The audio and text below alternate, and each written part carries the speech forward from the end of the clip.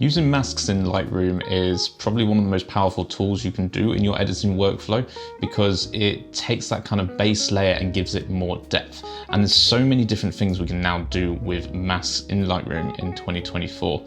And there's a lot more easier things we can do as well, even down to sort of saving some of these as presets so that we can just apply them to different subjects and different things as we go. And we'll have a look at that in a bit later on in the video. But if you're new to masks, then hopefully this video will help you out a little bit. And I'm just going to show you some of my favorite masks to use and some of my most used masks on a regular basis when I'm doing editing. Now, fair warning, most of these I'm doing on unedited photos at the minute, just to really show you what they can actually do. But normally I would do this last in my workflow. So the first mask I like to do is on shots like this then, where we've got some real landscape type ones.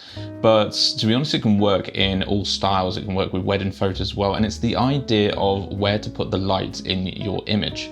Now, a lot of the time we always want to have the light up top and we want darker stuff at the bottom, and that's just, you'll see that, like I say, across loads of different photos, very much predominantly in the wedding photo style, where you get that kind of darker vignette at the bottom but then a lighter glow at the top here. Now you can do this on these types of landscape shots as well, because naturally you're going to have the sun at the top and you want to darken the bottom. All of the purpose of masks here helps to feed in towards the composition of your image. So whenever I'm using masks, I'm trying to use them in a way of diverting eye where I want it to be on the image, and I'm just helping the viewer on that journey through the photo. So if we go over to the side here onto the masks, the first one we're going to have a look at then is just the linear gradient. Now this basically just pulls a straight tool down like this, so you can see you can move it around as big or as wide. The wider you go, the more you're going to get that sort of feathered feeling going between them.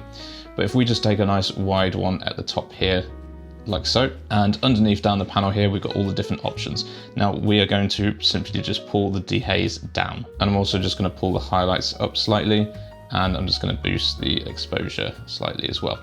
Now this works really well because you're bringing in a bit more of a glow type effect at the top of the screen here. So if I toggle on and off with the eye up at the top here, you can see that we're going from sort of that base layer that we've got on the image. Remember, there's no editing on this at the moment, up to bringing in some more light, and we can pull that out, we can move it down, we can angle it how we want. I want to angle it kind of with the light here with that road. But this dehaze one works really well just to introduce a bit more atmosphere into your images. So if I pull it right the way down, and this is an effect you'll see whenever you've got mist in your photos, in your landscape photos, the further down you go, it's going to really help that mist. But if you go too far, then it just starts to look really unnatural. So again, like everything here, it's finding the balance. But let's just keep that around there for the moment then. And we're going to counteract that with another linear gradient down the bottom. And this time we're going to put this for a darker side. So we've got the two contrasting bits of light. So simply for the darker ones, whenever I'm bringing in any darker elements, it's just bring the exposure down. And I like to bring the contrast down slightly as well. Now, if you watch my composition video, you'll understand why I like to bring contrast down around the outsides of the image. And again, that's purely because our eyes are more attracted to highly contrasted things. So we want that to be on the subject, we want that to be on the center. So for these types of ones around the sides, I generally bring the contrast down in these darker areas, and that's just to blend it together a bit more. So if we just simply toggle on and off those two, you can see that already we've now taken it from that base layer and we've brought in some more of that depth to the image using light. This is a great trick to do if you're shooting on a day where it's quite an overcast and there's not much light being casted onto things. We can further enhance this then with some of the other masks we're going to use. So let's just flip across over to here and let's look at the next mask. This can be mask number 2 or 3, depends if you count the other linear gradient as one. But for this one, we're going to look at the sky. Now, if we go back over into our mask, we can select certain subjects from things. For this one in particular, we're going to select sky. This is going to do a fairly good job of selecting the sky here, but as you've noticed with some of these backgrounds, when the colors are similar and blurred together, you can see that we have a bit of a bleed of the mask over the mountains there. Now we can do two things at this point. We can come in with the plus and minus. I can come in with a minus, go down to brush, and I can simply brush over these areas, and you can see it taking away that red overlay that's there. Command Z if you want to do that quickly, or we can intersect our masks. But before we get to that, let's look at why we would use this on the sky in the first place. So the thing I tend to use this for most on the sky is to try and bring out some more details. Now you can bring out details in the sky by reducing highlights. You can see that pulls out some of the cloud bits there. We can also use the dehaze again, but this time going in the opposite direction. And you can see that brings out a bit more saturation in the blues there as well. We can then also, depending on how exposed your sky is, play around with the exposure here as well. So if I boost the exposure slightly, and let's toggle that on and off, and you can see that's just making the sky pop a bit more. Highlights work really well, again, if your sky's a bit overblown out, to bring in some of those cloud details again. Dehaze works really well alongside that too, but go too far, you'll start to bring some noise in. Now we have a problem with this at the minute, in that it is affecting bits of those mountains. So when I have these landscape images where maybe I want to gradually ease this in, it's still quicker for me to select the sky, affect the sky overall, right click up here, and now we're going to intersect the mask with a linear gradient, that previous mask that we used. And then I'm going to lay that over the top. Now, what this is doing is when we've intersected with it, it's almost removing some of that mask for us here. So as I go over the top like this, it's now going to be affecting the top of the bit down here, but it's not going to go as far down and hit anything that the mask already isn't touching, so beyond that sky area. So this is really good at helping to blend it into the background. So if I go back on our mask here and let's just boost the exposure all the way down,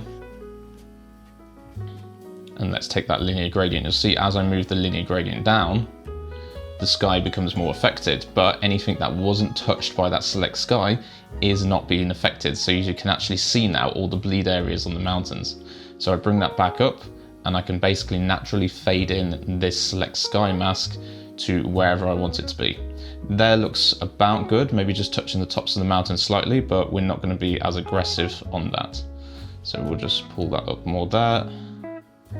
Bring the highlights down, and sometimes this can mean you can go a bit more aggressive then on your dehaze if you want that kind of darker blue at the top without it really affecting the lighter sky below there. But again, entirely depends on your sky, but this is a really quick way to edit skies in Lightroom. It's a quick way of recovering details you've lost as well. For example, if we pop back over onto this drone shot here, and we select the sky again and just reduce the highlights, you can see how much of it brings in those clouds back in, and it's giving you more detail then to play around with that. So the next mask, whilst we're back on this image, is to create some artificial light sources, most importantly, the sun. We've talked about using light in your compositions here using masks, but what about color as well? Using color temperature, so being able to show warm and cold colors within your photos, is really easy to do with masks, and again adds that little bit of depth and dimension to your editing. So I'm just going to take a radial gradient, for example here, and let's just say we'll just target over this area where the city is. I'm going to draw the gradient out, and then I'm just simply going to raise my temperature slider, and you can see that already looks more warmer there. Now I tend to go quite wide when I do this type of thing because it can very easily look artificial, or you can dial in a little bit too much of it, which is where you can see it's really, really wide here, or you can sort of feather it down a bit more as well. Now you see I'm using it control in the middle bit here, but as you look to the side, you'll see the feather icon moving too. The reason we want to do this is because it needs to blend really naturally. So if I toggle this mask on and off now, we should hopefully see the difference. So this was our raw unedited photo that we had, and then we bring it back in. You can see the sky has a little bit more pop of blue, but now you can see that bit more of a ambient yellow glow coming over here. Now what I might do to counteract that a bit more then is either take a linear gradient, a brush, or a radial gradient, and just pop that down in the bottom corner here, and just introduce a little bit more of the blues into the image, just to cool down a certain area. Really depends on what I'm going for with the edit, but bringing in the two different color temperatures within an image can really help your photo stand out. Now previously we could come over here and select subject, which would be if you've got people in your shot and you select the subject, that's going to give you more masks. But one that's now being introduced is we have object selection as well. So if we have this photo here, we can come in, press the objects, and then just simply draw over the object we want to select. So I just want to select this house. And you can see Lightroom has to think about it, and then it makes a mask selection of this house, and a pretty good one as well. You could still come in and refine this if you want, but that's a really good selection that it's got there. So now I can come in and purely raise the exposures, the clarities, and I can do all these sorts of things I would do with my subject to enhance it previously, but now with object selection really quickly. So what I'd probably do is just raise the shadows a bit more on that, just lower the blacks a bit and the clarity. Maybe bring in a bit more saturation there. And it's ways of just making things pop out of your image just ever so slightly more. So as I toggle that on and off, you can now see that house has just become brighter. But what if we wanted to do it the other way around? Like I was just saying, sometimes if we've got something in the way, we could use the object selection tool to select that, and then we can turn around and go invert mask.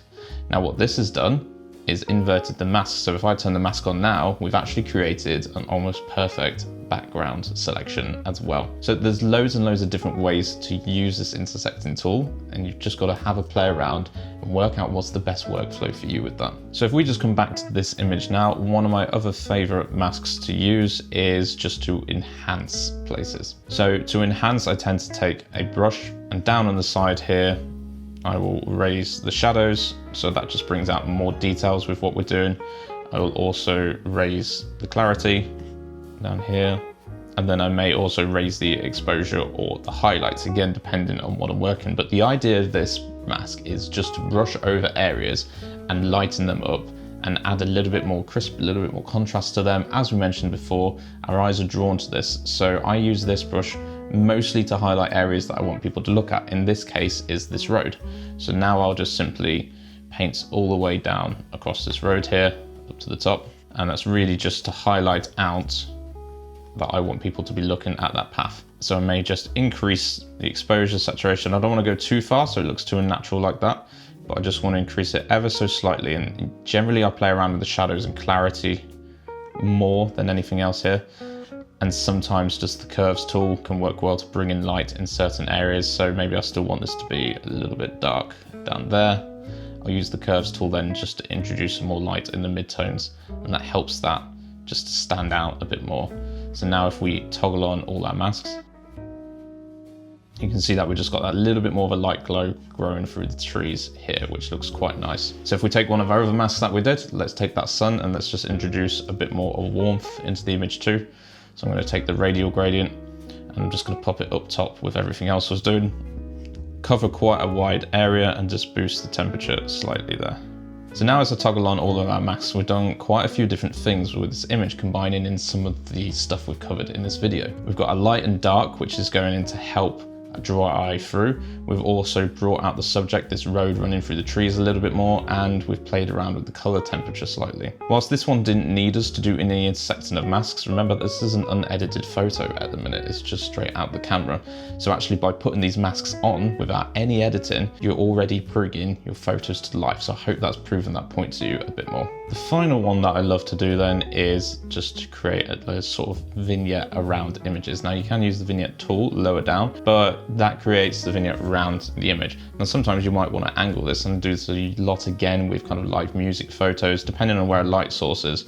So I'll just simply draw out a radial gradient like that, twist it so it's angled more towards the light source because I want to darken down this area here of the photo. And I'm just going to lift it up slightly as well, so I'm affecting less of what's going on in these areas we've already lightened. I'm then going to invert that mask, and that's just going to affect the edges. So these red edges now you can see is where we're going to have that vignette effect coming in. So this is a little bit more cooler because instead of just having the vignette all the way around the image, you can now choose the areas you want to affect with that pretty quickly. You could do this similar thing with a brush. I just like using it as a tool because it gives a little bit more symmetry of it going around. So I'll simply just pull the exposure down slightly there and pull the contrast down as well. And that automatically has really darkened down that bottom area in the corner. So again, it's a nice final touch just to once again enhance the darkness. You can layer these masks upon each other until you get the desired effect that you want. Now, one final tip that I promised you, if you wanted to save these presets and improve your workflow even more, when you've got some masks in place, like we have these select sky type masks here, you can come over to the side and just hit the plus button next to presets and create presets. Now, when you're down on all of this here, you want to make sure you untick everything, but over at the side here, tick the mask that you want to create a preset of, name your preset, and then click create, and that's going to create that preset for you. Now, each time you come to use that mask, you're going to be able to just pull it out from your previous presets on the side here. And if you've got any AI features in there, like the select sky, it's going to apply that as well and select the sky for that image and put your changes over the top. So this is really good if you're editing a batch of photos or you've got a particular style you want each time, like you can see I do. I will save these then as presets. So I hope this video has given you a really good introduction to masks, or just giving you some more ideas on how to use the masks in Lightroom. It's a really powerful tool. If you've never used it before, go back over some of your edits and start playing around with them. And remember, your aim here is to help your composition, help to create depth, help to control light, help to control the color. Try and draw your viewer's eye down that journey of your photo where you want them to look. But remember, it's really easy to go overboard with this. So I hope all of that has helped, my friends, and I will see you in the next one.